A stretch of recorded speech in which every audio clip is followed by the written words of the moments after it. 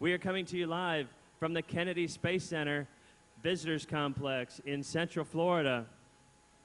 And without further ado, this run is about to start for these two teams, the University of Utah and the College of DuPage, a community college. And they're off. DuPage moving across the obstacle field already.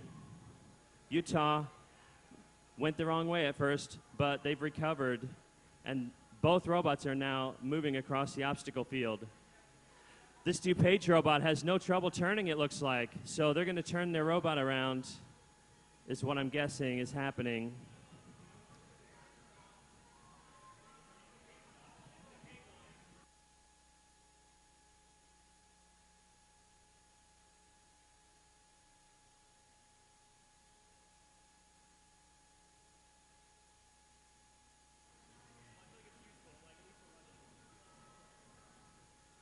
Other duties as assigned, ladies and gentlemen. This is our production team, our public affairs folks. They do work for tips, I'm told. All right, Utah on the left, DuPage on the right. Look at DuPage, they're already in the digging area, yeah!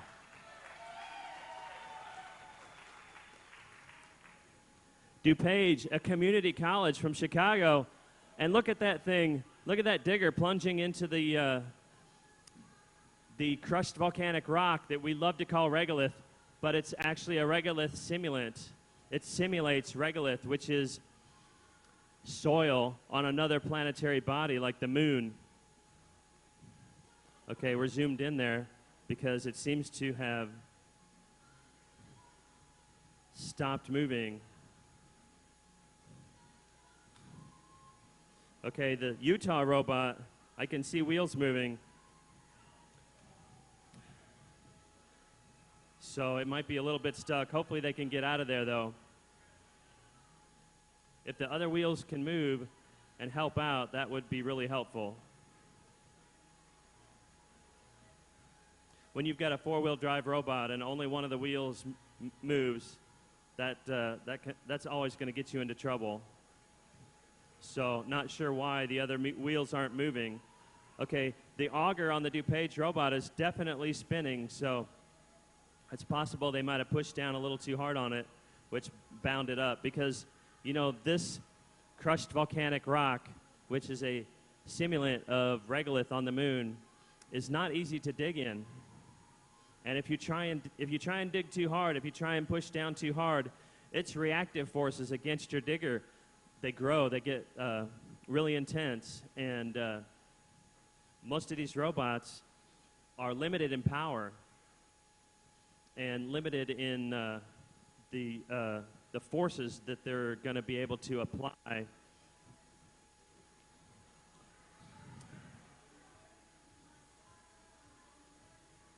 That's a good look at the DuPage auger system, which moves up and down. It spins around inside there as it's digging. Just under 7 minutes remain. This is the second of two runs for both of these two teams.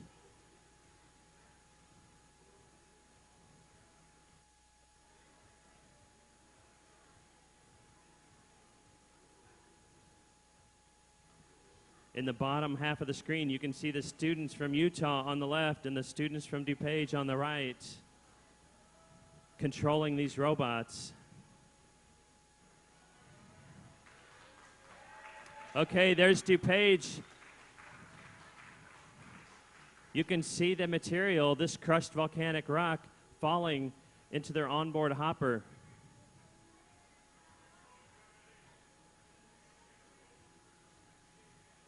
So you can see now how this digging mechanism on the DuPage robot works. It extends downward in order to dig, and then it extends back up towards the robot in order to offload the material onto an onboard hopper onto this DuPage robot.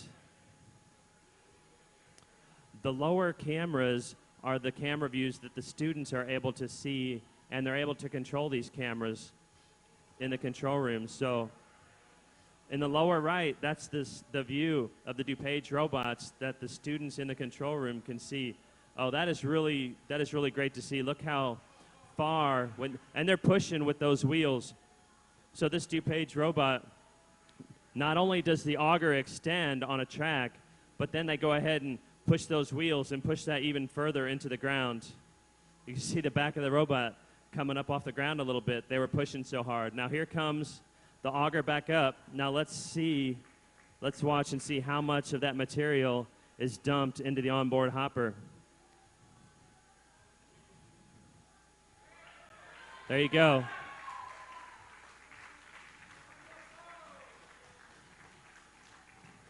This DuPage robot is, DuPage is a community college, so this DuPage robot has been designed and created by underclassmen, freshmen and sophomore college students. Very impressive showing for this team. Now, all of these teams here this week, all of the teams that are in this competition this year have to dig deep. None of these teams are going to get any points. They're not going to get any credit at all for collecting this topsoil, this loose, fuzzy dirt that is on top of the arena. They're only going to get credit and points if they go below the surface and dig up some gravel, some rocks that we have hidden below the surface. And we didn't just hide this gravel a couple inches below the surface. We hid it a full 12 inches or a foot, give or take, below the top surface. 3.5 minutes remain. Now, at some point in this 10-minute run, the DuPage students are going to have to make the decision that it's time to stop digging and it's time to head back and deposit their load into the hopper and just hope that there is a significant amount of rocks and gravel that they've collected.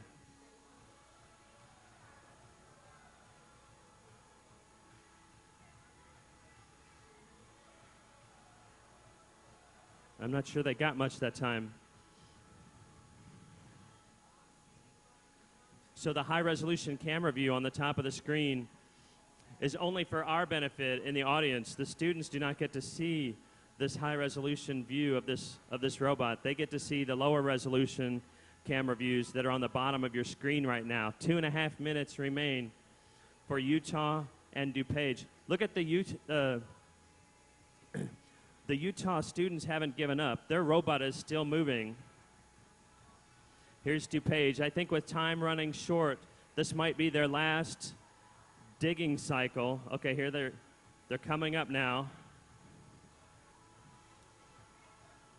We're down to right at 2 minutes now for this run.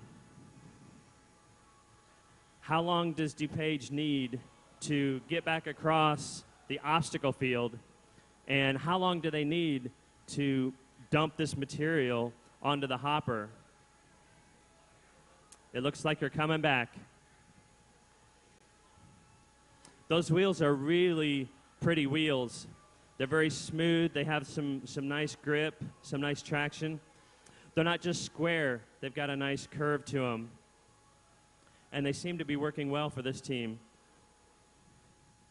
Okay, here we go. With 1.5 minutes remaining, DuPage is backing their robot carefully up to the hopper. This simulates the lander that the robot was dropped off from. So we're simulating a mission that this robot was dropped off on the moon, unmanned, and it's either being controlled by engineers on the ground on Earth, or it's fully autonomous.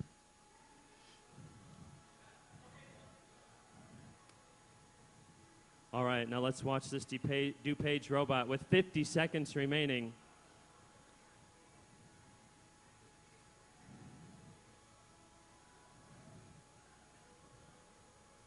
$40 seconds remaining.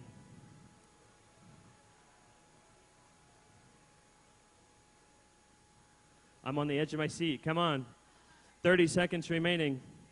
We need to deposit everything that we've collected.